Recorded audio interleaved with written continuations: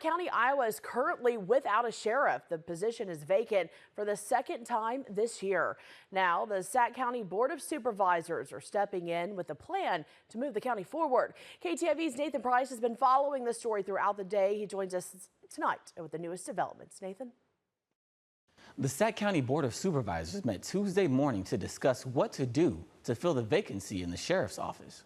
The board decided to notify the public of its intention to appoint a new sheriff by September 23rd, citing fiscal responsibility as a deciding factor. County Attorney Ben Smith estimated a special election to fill the vacancy could cost taxpayers more than $30,000. Sheriff Jonathan Meyer, who was appointed by the board back in July to replace Ken McClure, announced last week he would be stepping down. Chief Deputy Katie Stang will fill the position until a new sheriff is appointed.